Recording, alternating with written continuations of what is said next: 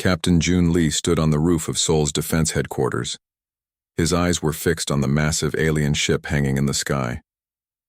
It was the third day since the strange vessels had appeared over major cities around the world. They were huge, at least 3 kilometers long, with smooth silver hulls that reflected the sunlight.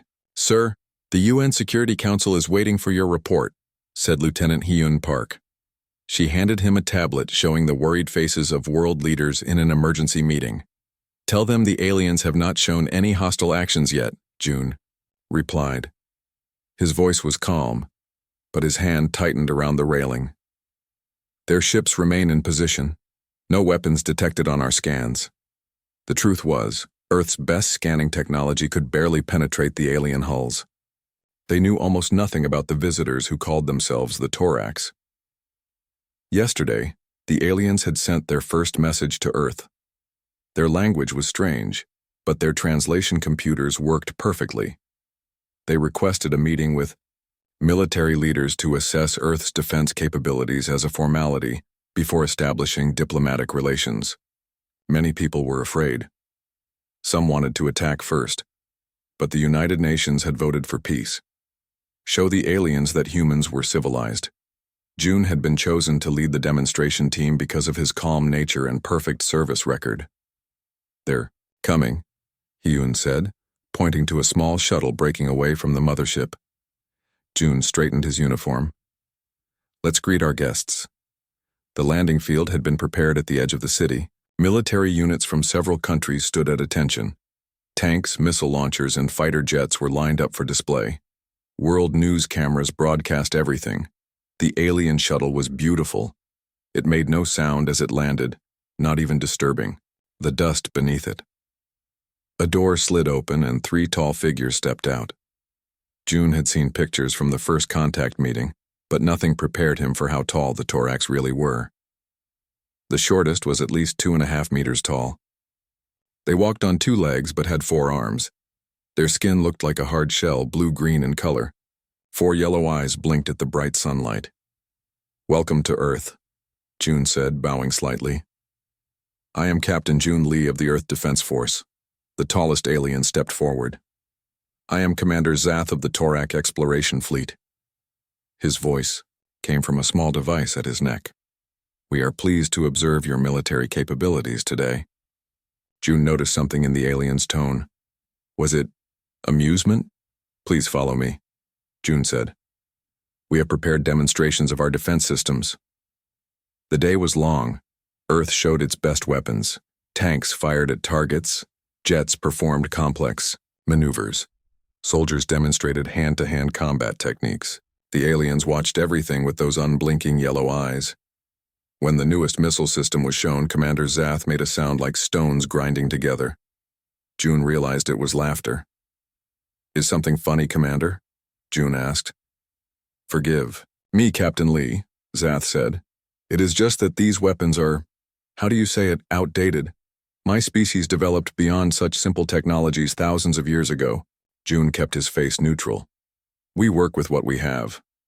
"Of course," Zath replied. "All young species must start somewhere."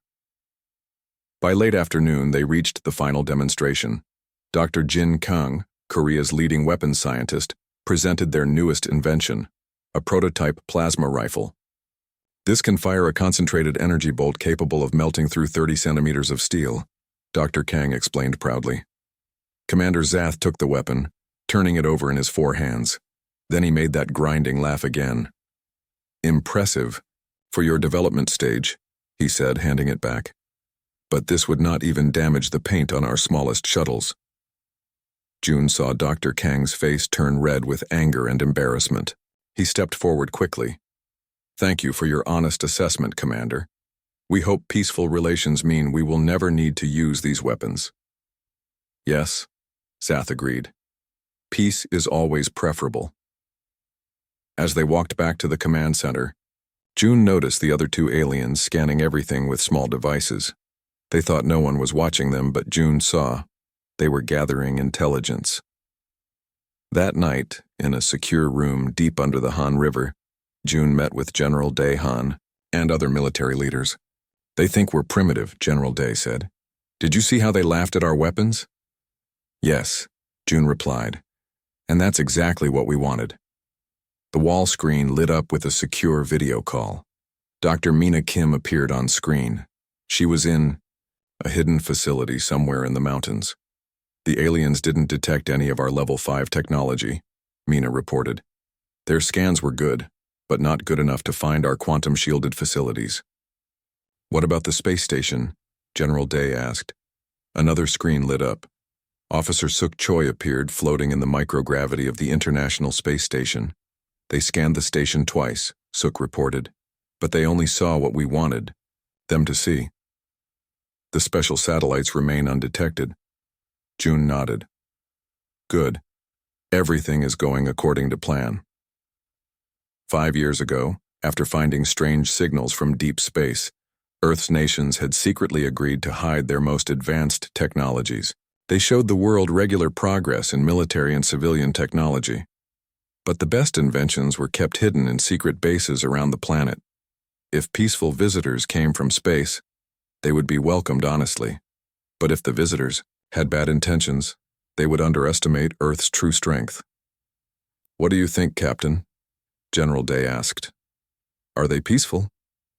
June thought about Commander Zath's laughing tone, about the secret scans, about the way the aliens had positioned their ships over every major city. No, he said finally. They're preparing for something. I saw how they looked at our planet, like it was a prize to be taken. Then we continue with the plan, General Day decided. Show them outdated weapons.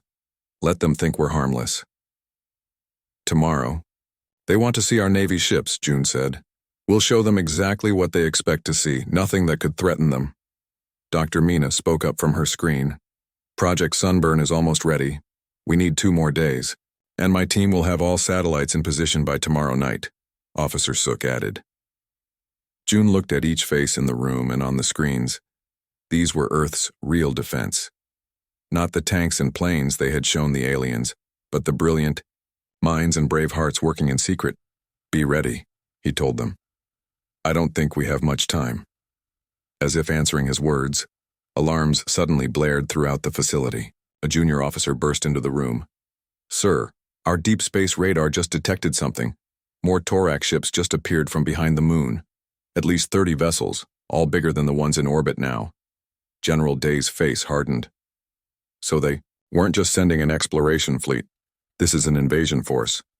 June turned to the screens. Dr. Kim, Officer Choi, accelerate everything. We might not have those 2 days after all. Outside, high above the city of Seoul, the alien mothership glowed softly in the night sky. It looked peaceful, beautiful even. But June knew better now. The real test of humanity was about to begin. Dr. Mina Kim hadn't slept in 2 days. Her eyes burned as she stared at the complex equations on her screen. Around her, 30 scientists worked without rest, the underground lab humming with urgent activity. More coffee, Dr. Kim? Asked her assistant, placing a steaming cup beside her keyboard. Thank you, Jun, she said, taking a sip of the bitter liquid. Any word from the surface? Captain Lee is still with the aliens. They're touring our naval base today. Mina nodded and turned back to her work. Few people knew this facility existed. Built 500 meters beneath a mountain, it was shielded from all known scanning technologies. Even most world leaders didn't know about Project Sunburn. 3. Project had started 3 years ago, when scientists detected strange signals from deep space. Earth's nations, for once, agreed on something. Humanity needed a secret defense system that no potential enemy would know about. Mina stood and walked to the center of the lab, where a massive device filled the room. It looked like a giant metal ring, 30 meters across, with thousands of small crystals embedded in its surface. Inside the ring, air seemed to bend and twist in impossible ways. Status report, she called out. Quantum alignment at 89%, reported one scientist. Targeting system is stable, said another. Power systems ready for full deployment, a third confirmed. Mina checked her watch. We need to be ready in 24 hours, she told her team. No more delays. The door to the lab slid open and General Dae Han entered. His normally calm face looked worried. "Dr. Kim, we need to talk privately," he said. They walked to her small office at the side of the lab and closed the door. "What's wrong?" Mina asked. "Everything," the general replied. "Our intelligence analysts have decoded some of the Torak transmissions. They're not here for peace. This is an advanced invasion force." Mina felt cold despite the warm room. "How much time do we have?"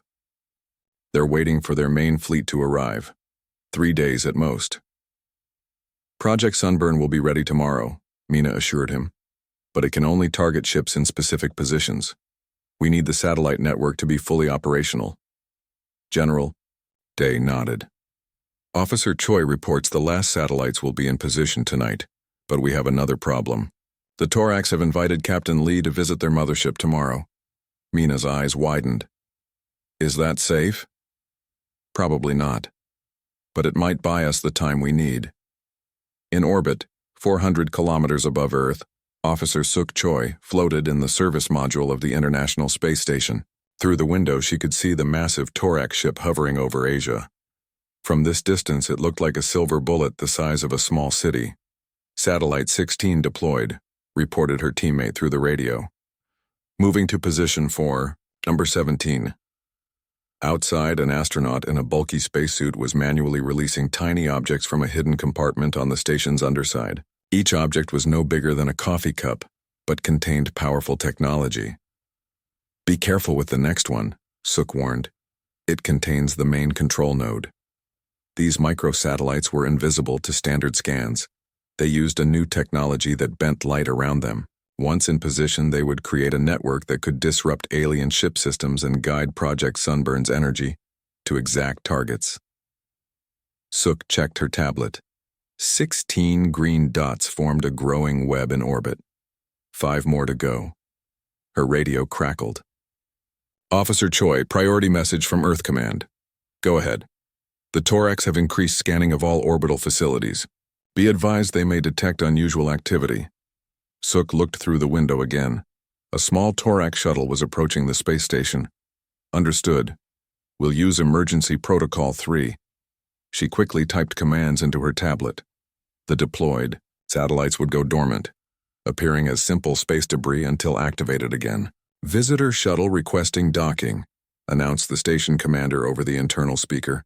"All personnel prepare for alien delegation tour."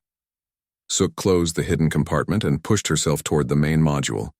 She needed to be present for the tour but worried about the 5 satellites still waiting to be deployed. Time was running out. Captain Jun Lee stood on the deck of South Korea's newest aircraft carrier. Beside him, Commander Zath watched fighter jets take off and land. "Interesting that you still use combustion engines for flight," Zath commented. "Most species develop gravity control before reaching space." June had grown used to the aliens' condescending tone. "Perhaps you could share such technology with us someday." "Perhaps," Zath replied, his 4 yellow eyes blinking in sequence. "Though there are protocols about sharing advanced technology with developing worlds." Another alien, Science Officer Kellix, approached them with a small device in one of his 4 hands. "Commander, I've completed the scan of their vessel," he said in their clicking language, apparently unaware that June's earpiece was translating everything. "And?" Zath asked. "Primitive metals, simple projectile weapons, nuclear power system. No threat to our ships."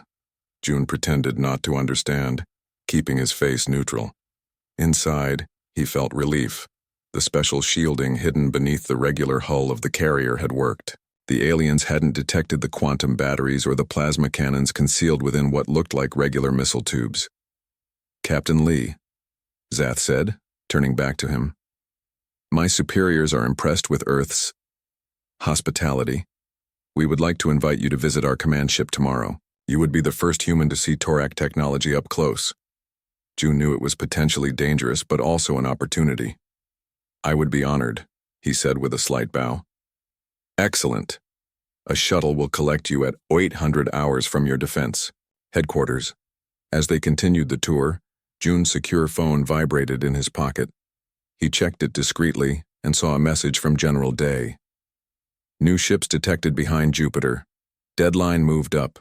Be ready tomorrow. June's heart beat faster, but he kept his expression calm as he showed the aliens the carrier's simple radar system, which they found amusingly outdated. That night, June met again with Earth's Secret Defense Council in the underground facility. Large screens showed Mina's lab, Sook on the space station, and military commanders from around the world. They're planning something for tomorrow, June reported.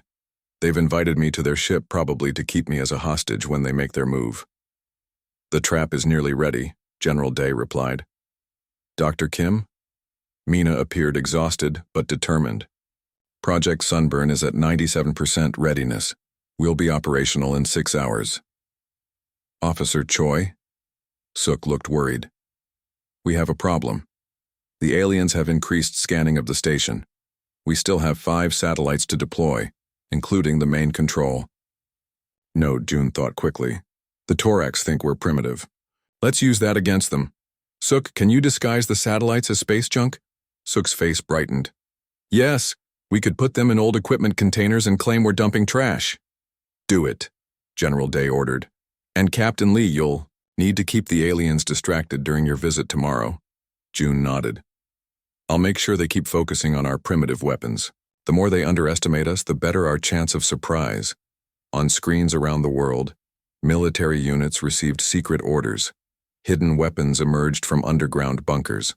Disguised ships moved into position, all while regular forces continued normal operations, keeping up the illusion for the watching aliens. Earth was preparing for war, hidden in plain sight. Get some rest, everyone, General Day said. Tomorrow the Toraks will learn that appearances can be deceiving. As the meeting ended, June looked at the determined faces on the screens. Humans had always been good at one thing throughout their violent history, surprising their enemies. Tomorrow would be the biggest surprise of all. Captain June Lee stepped onto the alien shuttle at exactly 800 hours. The inside was larger than it looked from outside. The walls glowed with a soft blue light, and there were no visible controls. Welcome, Captain, said Commander Zath. Please, sit. The journey to our ship will take only minutes. June sat in a chair that adjusted to his body shape. He wore his formal uniform with no weapons. In his pocket was a small device that looked like a regular phone. It wasn't. I appreciate this opportunity, June said politely. Few humans have seen alien technology up close, and few aliens have visited such a charming planet, Zath replied. There was something new in his voice today. Excitement? Anticipation? The shuttle rose smoothly. Through the clear walls, June watched Seoul grow smaller beneath them. In moments, they were in space. The blue sky turned black and stars appeared. Ahead floated the massive Torak mothership. It was huge, at least 5 kilometers long. Parts of it spun slowly, creating gravity inside. Other sections glowed with strange energies June couldn't identify. Impressive, he said honestly. This is merely a survey vessel, Zath said proudly. Our real warships are much larger. June noticed the slip. Warships, not exploration vessels. He stored that information away as the shuttle docked inside a massive bay. When they entered the mothership, June saw hundreds of Toraks moving purposefully through wide corridors. Many wore what looked like armor. Others worked at glowing control panels. This way to the command center, Zath directed. As they walked, June activated the special device in his pocket. It looked inactive, but was scanning everything around him and sending encrypted signals to Earth. The command center was a large room with a view of Earth below. Dozens of aliens worked at stations. In the center was a 3-dimensional map of the solar system, with small lights representing ships. June counted over 50 new lights approaching from beyond Mars. A tall Torak with elaborate markings on his exoskeleton approached. Captain Lee, I am High Commander Vex, leader of this expedition. Welcome aboard. June bowed respectfully. Thank you for allowing me to visit. Of course. Before we begin formal diplomatic discussions, we wanted to share our technology with Earth's military representative. A gesture of goodwill. June nodded but remained cautious. Everything about this felt wrong. Please, Observe our weapon systems, Vex said, leading him to a large screen. Since you showed us yours, it's only fair we show you ours. The screen lit up with images of terrible weapons, energy beams that could cut through planets, missiles that distorted space itself, ships larger than cities. These are quite advanced, June said carefully. Yes, Vex agreed. One of our smallest. Destroyers could eliminate your entire military in hours. But we prefer peace, of course. Of course, June echoed, his finger tapping a specific pattern on his hidden device. He was sending emergency code words back to Earth. In her underground lab, Dr. Mina Kim received June's signal. She turned to General Day, who was watching Project Sunburn's final calibrations. He's confirmed it. They're showing him their weapons. As a threat display, this isn't diplomacy, it's intimidation before attack. General Day's face hardened. Time estimate for the invasion? Mina checked the data from June's scanner. The ships in orbit are powering up weapons, and those new ships from Jupiter will arrive in 6 hours. We can't wait, General Day decided. Activate everything now. Mina opened a secure channel to all hidden bases around the world. This is Control. Authorization Sierra November 1. Operation Sunburn is now active. Repeat. Operation Sunburn is now active. She turned to her team. Start the final sequence. The giant ring in the center of the room began to glow. The crystals embedded in it pulsed with blue-white light. Quantum field stable, reported a scientist. Target. Lock waiting for satellite network, said another. Mina opened a channel to the space station. Officer Choi, we need that network online now. On the space station, Suk Choi worked frantically. The last 5 satellites were hidden in what looked like garbage containers, ready to be released. Initiating emergency garbage disposal, she announced over the station's official channel, knowing the Toraks were listening. What are you doing? Asked the Torak observer who had been stationed on the space station since yesterday. Sorry, routine maintenance, Suk explained with a forced smile. We need to dump old equipment containers. Space junk, you know. The alien didn't look convinced but turned back to his scanner. Outside, an airlock opened, and 5 containers drifted out into space. Once they were 50 meters away, they silently opened, releasing the hidden satellites. The tiny devices activated and moved quickly to their designated positions. Network at 60% deployment, Suk reported secretly through her hidden communicator. Need 5 more minutes for full activation. Back on the Torak ship, June was being shown more weapons systems when an alarm sounded. Commander Zath checked a screen and spoke urgently to High Commander Vex in their own language. Vex turned to June, his yellow eyes cold. It seems your space station is releasing unusual objects. Care to explain? Just routine garbage disposal, June said calmly. Our station has limited space. Strange that these garbage containers contain active electronics, Vex said. Very strange indeed. Another alarm blared. A Torak officer called out. Energy readings detected from Earth. Multiple locations powering up unknown systems. Vex stared at June. You've been deceiving us. Just as you've been deceiving us about your peaceful intentions, June replied, dropping the act. Those are warships approaching from Jupiter, aren't they? Vex made a harsh clicking sound. Restrain him. Begin the attack immediately. 2 Torak guards grabbed June's arms. On screens around the command center, June saw Torak ships moving into attack positions over Earth's major cities. You showed us your primitive weapons, Vex said, leaning close to June's face. We scanned your planet thoroughly. You have nothing that can stop us. June smiled slightly. You saw what we wanted you to see? Vex laughed that grinding laugh. Brave words from a primitive species. Your cities will burn in minutes. On the screens, energy weapons began to power up on the Torak ships. The attack was beginning. In cities around the world, people looked up in fear as the alien ships began to glow with strange light. In Seoul, the ship positioned itself directly over the presidential palace. The first energy beam shot downward. It was blindingly bright, cutting through buildings like they were paper. The presidential palace exploded. In fire and debris, More beams struck military bases, government buildings, and power plants. Panic erupted in the streets. Emergency sirens wailed. World leaders who had been warned in advance had already moved to secure locations, but thousands of civilians were caught in the open.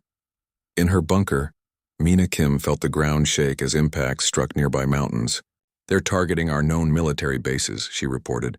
"Casualties already in the thousands."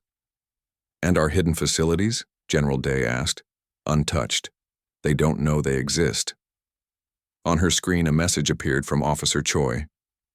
"Satellite. Network 100% operational." Mina took a deep breath and placed her hand on the final activation switch for Project Sunburn. "All personnel move to secure areas," she ordered. "Primary weapon activating in 60 seconds. Above, the Torak ships continued their attack, confident in their superior firepower. They had seen Earth's weapons. They had laughed at them. They thought victory was certain. They were wrong. The moment when aliens mocked human weapons had passed. Now came the moment they would regret it. As Torak energy beams cut through Earth's cities, High Commander Vex watched with satisfaction from his command ship. Captain June Lee stood between two guards, forced to watch the destruction. "Your species had such potential," Vex said. "But you will serve the Torak Empire well as a resource world." June remained silent. His hidden device continued to transmit. He needed to keep the aliens distracted just a little longer. "Nothing to say, Captain?" Vex taunted. "No pleas for mercy? No offers of surrender?" "Why waste my breath?" June replied, calmly. "You've already decided our fate." Vex seemed disappointed by June's composure.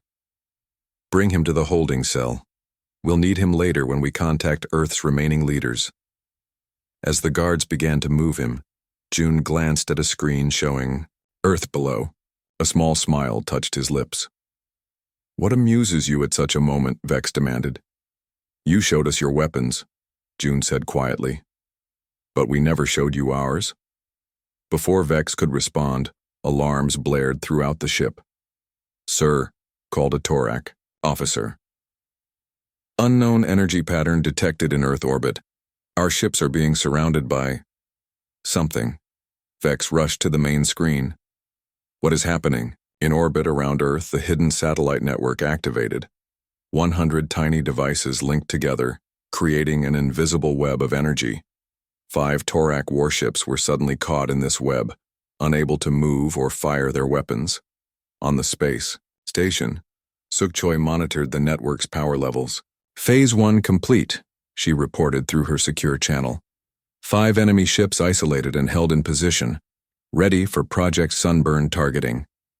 In her mountain bunker, Dr. Mina Kim received the confirmation. The giant ring of Project Sunburn now glowed with blinding light. Scientists worked behind protective shields, their faces tense with concentration. "Target lock confirmed," Mina announced. "Quantum field stable. Firing in 5, 4, 3, 2, 1. Fire." She pressed the final activation button. For a moment, nothing seemed to happen. The ring pulsed once, twice, then released a beam of energy so focused it was almost invisible. It shot upward through special channels in the mountain, into the sky, and then to space. Unlike the Torak weapons, there was no dramatic explosion, no destructive beam cutting through buildings. Instead, where the energy touched the trapped Torak ships, reality itself seemed to bend. Space folded around the vessels in impossible ways. Then suddenly the 5 ships simply vanished. No debris, no explosion. They ceased to exist. Their matter converted to energy and harmlessly dispersed across thousands of kilometers of space. On his command ship, High Commander Vex stared in shocked silence at empty space where 5 of his best warships had been, moments before. What just happened?" he finally managed to ask.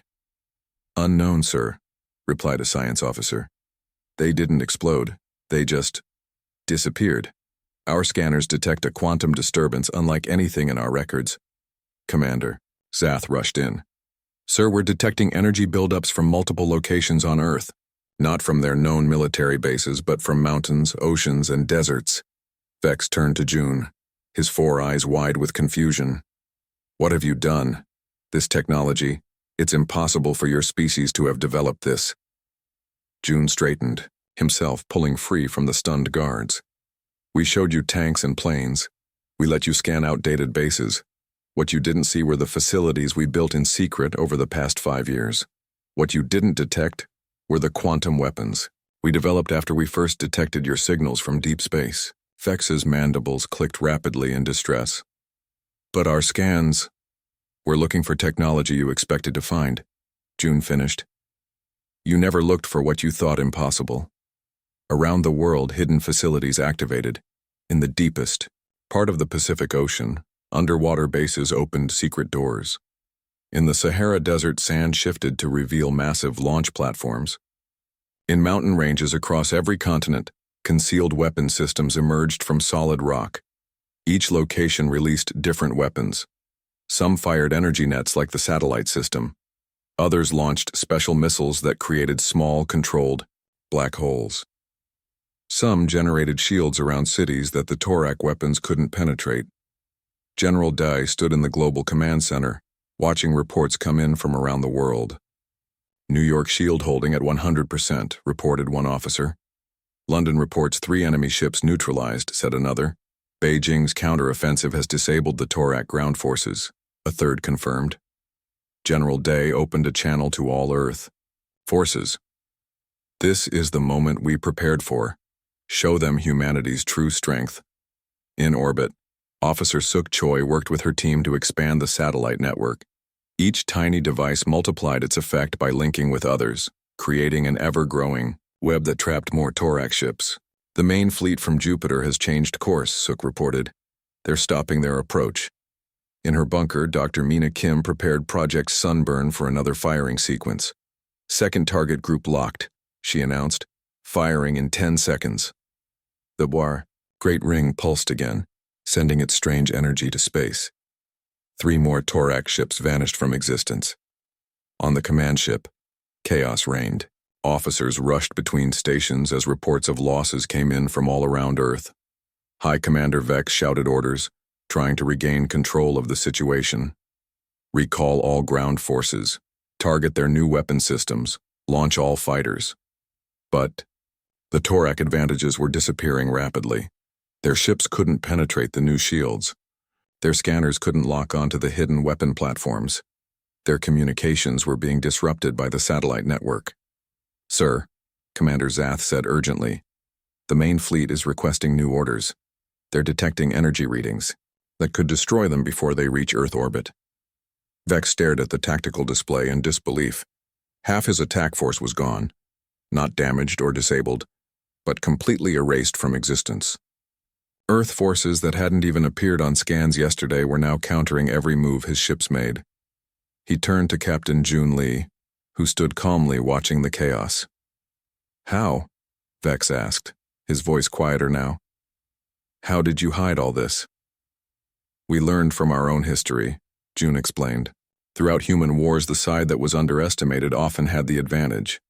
When we detected your signals years ago, we didn't know if you would come as friends or enemies. So we prepared for the worst while hoping for the best. This was all a trap, Zath realized. The demonstrations, the tours. Not a trap, June corrected. A precaution. You could have chosen peace. You chose invasion instead. Another alarm sounded. The main screen showed 5 more Torak ships vanishing. As Earth's quantum weapons fired again, High Commander Vex slumped in his command chair. For the first time in his long military career, he spoke words he never expected to say. Cease all attacks. Signal the fleet to halt their approach. He looked at June. I wish to discuss terms. Around the world, the Torak attacks stopped. Their ships powered down weapons and moved away from Earth cities. Emergency crews rushed to help the injured. Damage assessment teams surveyed the destruction. In the command center, General Day received the message from Captain June. The Toraks are requesting a ceasefire, he announced to the room. Captain Lee is negotiating terms. Dr. Mina Kim's face appeared on a screen. Should we continue targeting their ships? Keep the weapons ready, but hold fire, General Day ordered. Let's see if they've learned their lesson. On another screen, Officer Sook reported from the space station. The main Torak fleet has stopped at Mars orbit. They're not advancing. General Day allowed himself a small smile. It seems the moment when aliens mocked human weapons has indeed passed. Across the planet, hidden weapons remained ready. The satellite network stayed active. Project Sunburn kept its quantum ring spinning. Humanity had revealed its true strength, and the stars would never see Earth the same way again. 1 month after the Torak attack, Captain June Lee stood at the window of the newly built Peace Center in Seoul. The city was still rebuilding. Workers cleared rubble where famous buildings once stood. Medical centers remained full with the injured. But there was hope now. The skies were clear of alien ships and a new era had begun. "Captain, they're ready for you," Lieutenant Hyun Park said, approaching from behind. June nodded and straightened his new uniform. The gold insignia of Admiral now adorned his shoulders, a promotion after his successful negotiation with the Toraks. "How many representatives arrived?" he asked as they walked down the corridor. 17 species so far, Hyun replied. The Galactic Council sent their highest diplomats. It seems our victory over the Toraks has attracted attention. June wasn't surprised. The Toraks, they had learned, were one of the more aggressive species in the local galaxy. Several other civilizations had suffered under their expansion. No, one had successfully defeated them before. They entered a large circular room. Inside, creatures of all shapes and sizes sat around a table. Some looked almost human. Others were completely alien, beings of crystal, energy, or strange combinations of features. At one side sat a delegation of Toraks, including Commander Sath. High Commander Vex was not among them. After the ceasefire, his own government had removed him from command for his failure to conquer an undeveloped world. "Welcome, Admiral Lee," said a tall being of shifting colors who served as the meeting's moderator. "Please begin when ready." June took his seat at the head of the table. Dr. Mina Kim and General Day sat to his right. Officer Sook Choi sat to his left, now promoted to commander of Earth's orbital defense. "Thank you all for coming," June began. 1 month ago, Earth faced a threat we had prepared for but hoped would never come. Today we meet not as enemies but as potential allies. He looked directly at the Torak delegation. Commander Zath no longer showed any sign of his former arrogance. "The peace treaty with the Torak Empire has been signed," June continued. "Their ships have withdrawn beyond Saturn. We have agreed to share some of our quantum technology in exchange for star maps and faster-than-light travel systems." A being that looked like a giant insect raised a limb. "The Council is curious. How did a species with no previous contact develop such advanced weapons in secret?" Mina answered this question. "When we detected signals from space 5 years ago, Earth's nations united in an unprecedented way. We publicly continued our normal development, but privately, we poured resources into secret projects. We studied quantum physics, gravitational manipulation, and space-time distortion," she explained.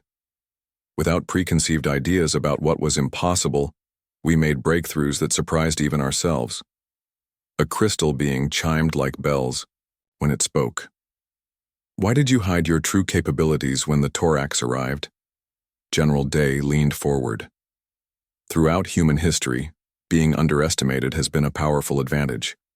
When you expect little from your opponent, you let down your guard." Zath spoke for the first time, his voice humbler than before. "A mistake we will not make again. The Torak Empire has recognized Earth as a sovereign power with protected status." June nodded in acknowledgement. "We don't seek conflict. We want peaceful exchange of knowledge and culture, but we will always be prepared to defend ourselves." The discussions continued for hours. Trade agreements were proposed, cultural exchanges planned. Earth would join the Galactic Council as a probationary member, with full status to be granted in 5 years. That evening, June walked with Mina through a park that had miraculously survived the attack. Cherry trees were blooming, their pink flowers a stark contrast to the construction cranes visible in the distance. "Do you think they'll honor the treaties?" Mina asked. "The Toraks?" "Yes, for now," June replied. Their empire suffered a significant blow to their reputation. 10 of their best ships simply disappeared. Other species who feared them are now questioning their power. And Project Sunburn? Still our best-kept secret. They know it exists, but not how it works. June smiled slightly. Some things we'll keep to ourselves. They stopped at a viewpoint overlooking the city. Lights were coming on as evening fell. Despite the damage, Seoul was alive with activity. The president wants to promote you to lead the new extraterrestrial relations department, June said. Mina looked surprised. Me? I'm a physicist, not a diplomat. Who better to explain our technology to other species?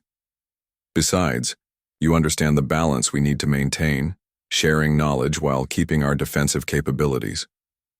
She considered this, then nodded. I'll do it if you'll be my advisor. You're better with people, and aliens, than I am. Deal, June agreed. 1 year later, Earth had changed dramatically. Alien technology helped rebuild cities faster and better than before. Human quantum science was studied by scientists from a dozen worlds. The first human ambassadors had left for other planets. On the observation deck of the new Joint Earth Galactic Station in orbit, June stood with Commander Zath, watching shuttles come and go between Earth and visiting ships. Your people recover quickly, Zath observed. Most species would have taken decades to rebuild after such an attack. Humans are resilient, June replied. We've faced disasters throughout our history. We always rebuild. Zath's 4 eyes blinked. In sequence, a gesture June had learned indicated thoughtfulness. There is a question I have wanted to ask for a year now, the Torak said. Would you have used your quantum weapons to completely destroy our fleet if we hadn't surrendered? June considered the question carefully. No, he said finally. We could have, but that's not who we wanted to be in our first major interaction.